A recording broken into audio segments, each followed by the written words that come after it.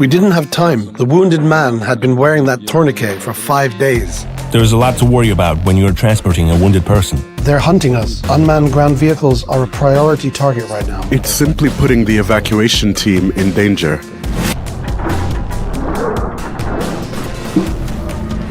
It was about 10 kilometers, maybe even more. They said the wounded man had been wearing that tourniquet for 5 days.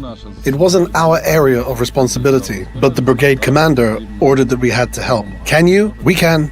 Considering that it's not our sector, it would have been preferable to have at least 2 to 3 days to establish communication. We didn't have that time.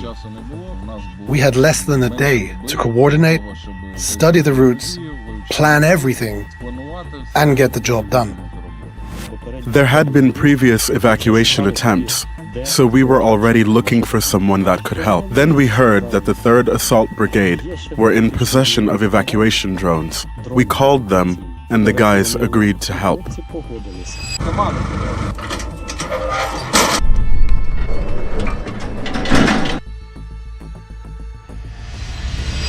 We left immediately, starting looking for an escort, doing flyovers and planning the route. We had to contend with weather too.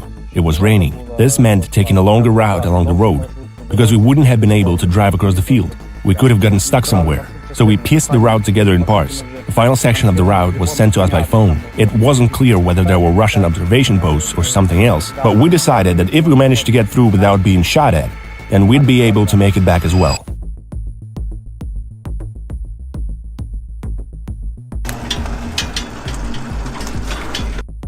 Your hands get really sweaty. You realize that he hasn't trusted his life to you. You have to get him out of there.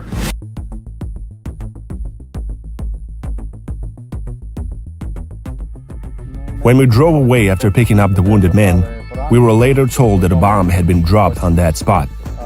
And on the way, we saw an FPV. It started circling above us, and we began weaving slightly to avoid it. Then it disappeared somewhere.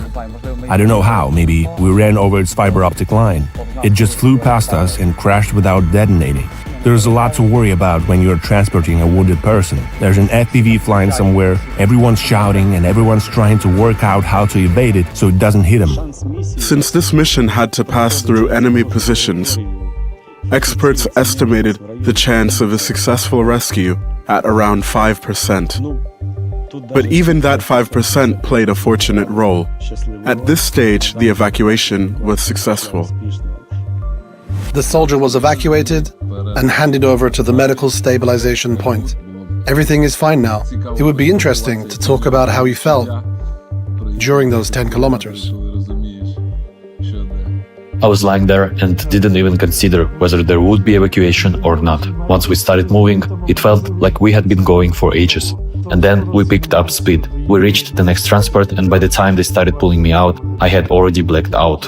When I opened my eyes again, I was already riding in that vehicle. Guys, a huge thank you to everyone who took part and got me out of there.